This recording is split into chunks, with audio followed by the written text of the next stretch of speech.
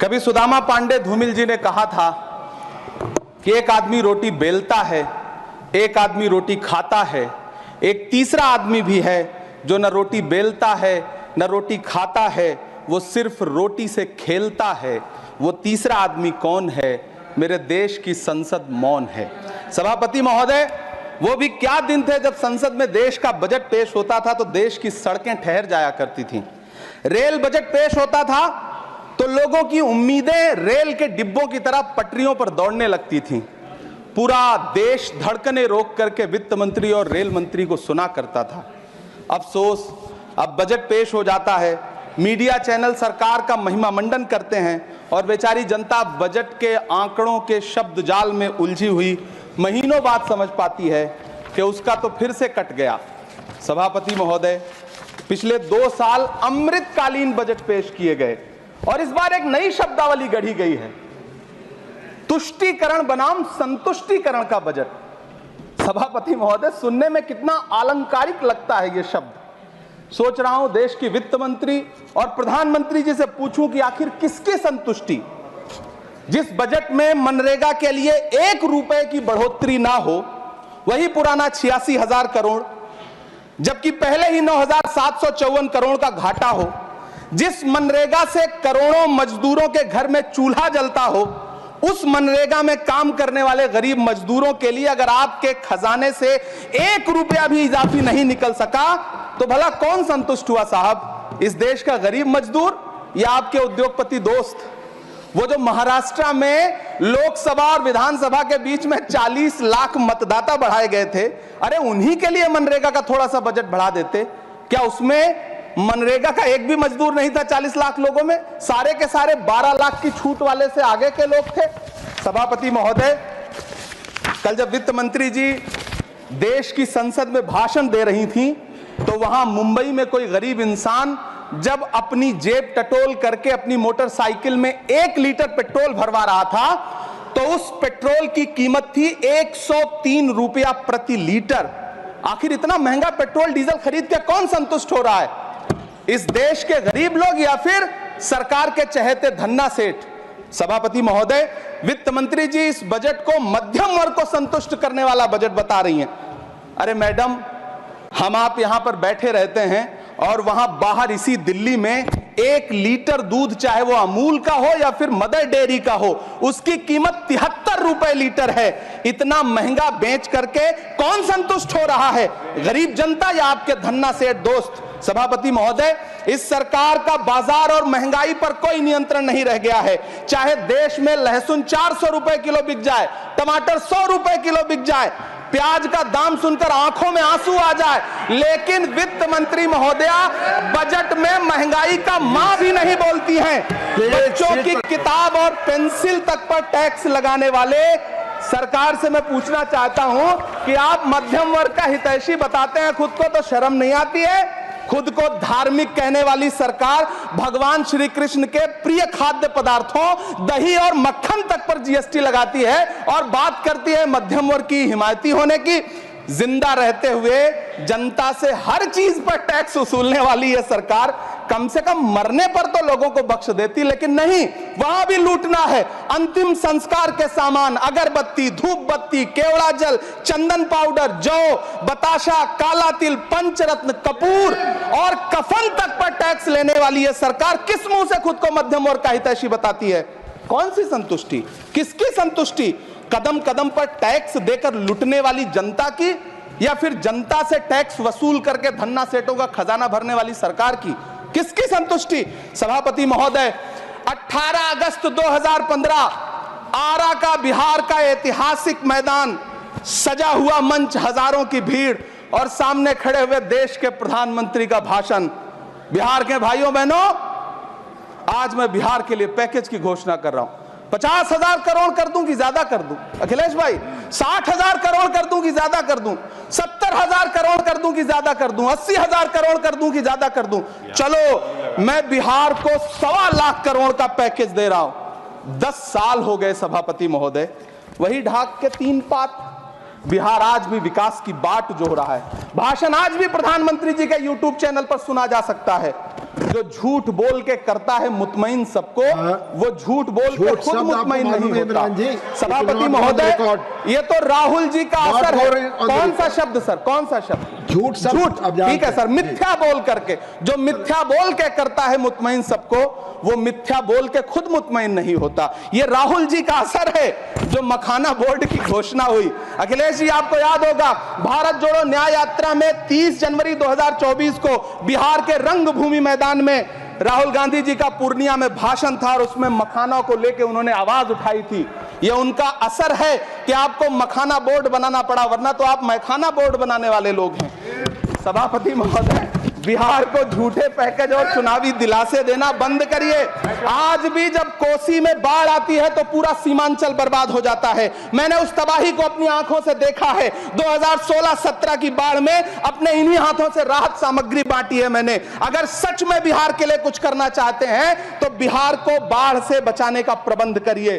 Purnia airport 10 साल से बाट जो रहा है, घोषणा 2014 में हुई, बन के आज तक तैयार नहीं हुआ। अलीगढ़ मुस्लिम विश्वविद्यालय का किशनगंज सेंटर बजट के अभाव में दम तोड़ता जा रहा है। मैंने पिछले बजट सत्र में भी आवाज उठाई थी। आज फिर वित्त मंत्री जी से अनुरोध करना चाहता हूं, दामन फैला करके, कि अलीगढ़ मुस्लिम विश्वविद्यालय का किशनगंज सेंटर बन जाने दीजिए। आखिर कौन सी नफरत है?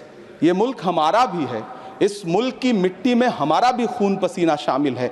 हमसे इतनी भी क्या नफरत? रिश्तों की ये नाजुक डोरें तोड़ी थोड़ी जाती हैं, अपनी आंखें दुखती हो तो फोड़ी थोड़ी जाती हैं।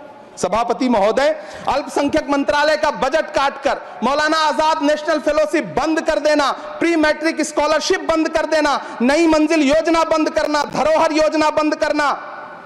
2024-25 के बजट में माइनॉरिटी मिनिस्ट्री के लिए 3183 करोड़ रुपए की घोषणा हुई, लेकिन देश को हैरत होगी कि बाद में समीक्षा करके लगभग आधा कर दिया गया, 1868 करोड़ रुपए। मैं तो सरकार से पूछना है कि कौन संतुष्ट हुआ? इस देश का अल्पसंख्यक संतुष्ट हुआ या आप संतुष्ट हुए? किसका संतुष्टिकरण? सभापति महोदय, मैं प्रधानमंत्री जी से कहना चाहता हूं कि आप ही ने 1 मार्च 2018 को किंग अब्दुल्ला को, जॉर्डन के किंग अब्दुल्ला को मेहमान बना करके इसी दिल्ली में एक कॉन्फ्रेंस में कहा था कि मैं मुसलमानों के एक हाथ में कंप्यूटर और दूसरे हाथ में कुरान देना चाहता हूं। कंप्यूटर देने की बात तो छोड़िए, पढ़ाई के लिए जो स्कॉलरशिप मिल रही थी उसको भी छीन लिया आपने। किसको संतुष्ट करने के लिए? हम समझते हैं इस साजिश को। आप माइनॉरिटी मिनिस्ट्री का बजट काटते काटते एक दिन मिनिस्ट्री को ही बंद कर देना चाहते हैं। वो जहर देता तो सबकी नजर में आ जाता, सो ये किया कि हमें वक्त पर दवाएं न दी। सभापति महोदय, मैं तो वित्त मंत्री जी से पूछना चाहता हूं आपके माध्यम से कि शायद आपको पता ही नहीं है कि गृहस्थी चलाने वाली एक गृहिणी की मुश्किलें क्या क्या होती हैं। आपने कभी सोचा भी नहीं होगा कि जब वो किचन में सब्जी बनाने के लिए कढ़ाई में तेल डालती है तो उसके साथ उसके आंसू भी गिरते हैं। सभापति महोदय, शायद उन्हें पता भी ना हो कि एक छोटी सी गाड़ी और एक छोटे से फ्लैट का EMI भरने के बाद इस देश का एक गरीब इंसान जब अपने बच्चों की फीस भरने के बारे में सोचता है तो उसे कितनी खुशियों का गला घोंटना पड़ता है। शायद उनको पता भी नहीं है कि फसल बेच करके बिटिया की शादी का सपना सजाने वाला किसान जब अपनी फसल बर्बाद देखता है तो कितनी रातें सो भी नहीं पाता है। सभापति महोदय, शायद वो कभी इस पीड़ा को समझ ही नहीं पाएंगी कि परिवार के किसी एक सदस्य को कैंसर जैसी बीमारी हो जाए तो घर और जमीनें गिरवी रख उठती हैं लेकिन इलाज नहीं हो पाता। सभापति महोदय, इसी देश की संसद में कभी स्वर्गीय सुषमा स्वराज जी ने कहा था कि जब देश की करेंसी गिरती है तब देश की प्रतिष्ठा गिरती है। एक तरफ कोलंबिया जैसा छोटा सा देश और उसके प्रधानमंत्री गुस्तावो पेत्रो खड़े हैं जो कोलंबिया के नागरिकों को हथकड़ी लगाकर लाने वाले जहाज को अमेरिका बैरंग वापस लौटा दे रहे हैं, और दूसरी तरफ हमारे प्रधानमंत्री जी खड़े हैं जो बेड़ी और हथकड़ी लगा करके लाए गए बेटों के अपमान पर एक शब्द नहीं बोल रहे हैं। सभापति महोदय, मैं इतिहास के पन्ने पलट रहा हूं, मुझे 2 किरदार याद आ रहे हैं। एक तरफ निक्सन के 7वें बेड़े की धमकियों के सामने लोहे की तरह अडिग इंदिरा गांधी खड़ी हैं, तो दूसरी तरफ खुद ही नमस्ते ट्रंप का नारा लगाते हुए प्रधानमंत्री जी खड़े हैं। मेरे कानों में सुषमा स्वराज जी की आवाज गूंज रही है। बहुत कम बोलने वाले डॉक्टर मनमोहन सिंह ने बहुत ज्यादा बोलने वाले प्रधानमंत्री जी को जब देश की बागडोर सौंपी थी तो $1.58 का था, आज 85 से 87 के बीच में झूल रहा है। इन दिनों रुपए की अहमियत गिरती है तो न तो देश की प्रतिष्ठा गिरती है ना प्रधानमंत्री की गरिमा। जिस देश में 80 करोड़ लोगों को 5 किलो राशन के लिए कतारों में लगना पड़ता हो, उस देश में यह सरकार 12 लाख तक के टैक्स न लेने के लिए अपनी पीठ थपथपा रही है।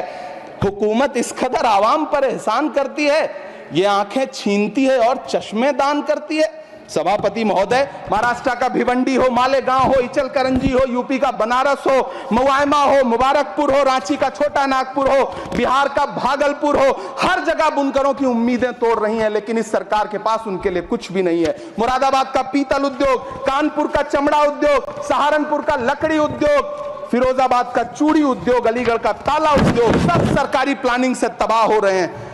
इन तमाम के बीच सरकारी सपोर्ट से बस एक उद्योग फल फूल रहा है, नोएडा का नफरत उद्योग। सभापति महोदय, जिस देश में 40 से 45% मेडिकल फैकल्टी की सीट खाली हो, वहां बजट में 75,000 नए मेडिकल सीट्स का ऐलान हो रहा है। सरकार बहादुर, कम से कम इस देश के पढ़े लिखे युवाओं को तो मूर्ख समझना बंद करिए। वो अब तिजारती पहलू निकाल लेता है। पहले 7500 मेडिकल सीट्स बाद में बनाइएगा, पहले जो एम्स में 2161 पद खाली पड़े हैं उनको तो भर दीजिए। वो अब तिजारती पहलू निकाल लेता है। मैं कुछ कहूं तो तराजू निकाल लेता है। मैं इसलिए भी तेरे फन की कद्र करता हूं तो झूठ बोल के आंसू निकाल लेता है। सभापति महोदय, फिर झूठ आया है, मैं उसे मिथ्या कर दे रहा हूं। शायरी में बार बार आ जाता है, क्या करूं महोदय। काश ये बजट, सभापति महोदय, वो एक शब्द मैं मिथ्या कर दे रहा हूं सर, वो एक शब्द को हटा दीजिए। ध्यान रखें, ऐसे जो भी शब्द होंगे आपके वहां। सभापति महोदय, काश ये बजट बीपीएससी के पेपर लीक की शिकायत करने वाले नौजवानों पर बरसती हुई पुलिस के लाठियों पे, जख्मों पर मरहम लगा पाता। सभापति महोदय, पिछले 80 दिन से 70 साल का एक बुजुर्ग एमएसपी की लीगल गारंटी मांगता हुआ आमरण अनशन पे बैठा हुआ है। काश ये बजट किसान नेता जगजीत डल्लेवाल की टूटती हुई सांसों की पीड़ा सुन पाता। काश ये बजट प्रतियोगी परीक्षाओं की तैयारी के लिए दिल्ली, कोटा, पटना, अहमदाबाद जैसे शहरों में, इलाहाबाद जैसे शहरों में किताबों के साथ गल रहे युवाओं के सपनों को जिंदगी दे पाता।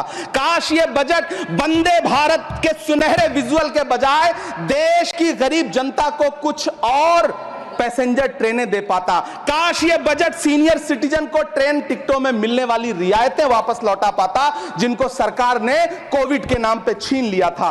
काश ये बजट किसानों की राह में कीले नहीं बल्कि कालीन बिछाने वाला बन पाता।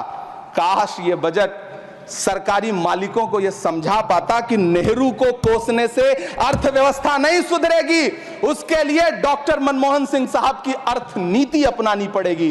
पिछले 11 साल से नेहरू जी को कोस रहे हैं, आखिर कब तक कोसिएगा। थोड़ा पंडित नेहरू जी के बारे में पढ़िए, तब पता चले कि पंडित नेहरू की शख्सियत का नाम है। दुनिया का पहला ऐसा राजनेता जिसने अपनी जिंदगी की आजादी के लिए, देश की आजादी के लिए 3259 दिन अंग्रेजों की जेल में बिताए। पंडित नेहरू एक ऐसे महान शख्स जिनके पिता पंडित मोतीलाल नेहरू, जिनकी बहन विजय लक्ष्मी पंडित, जिनके बहनोई पंडित रंजीत सीताराम, जिनकी बेटी इंदिरा गांधी, जिनके दामाद फिरोज गांधी, सब ने अंग्रेजों से लड़ते हुए स्वतंत्रता आंदोलन में जेल काटी।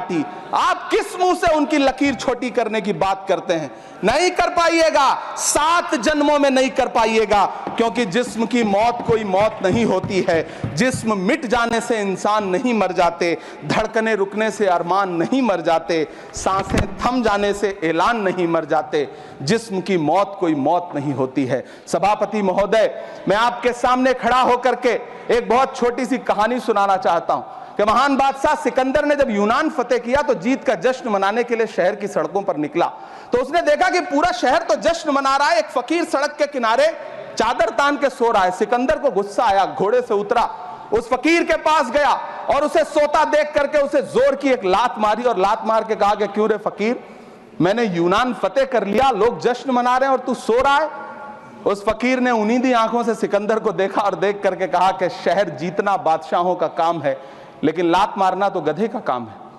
सभापति महोदय, गरीब जनता को लात मारना बंद करिए।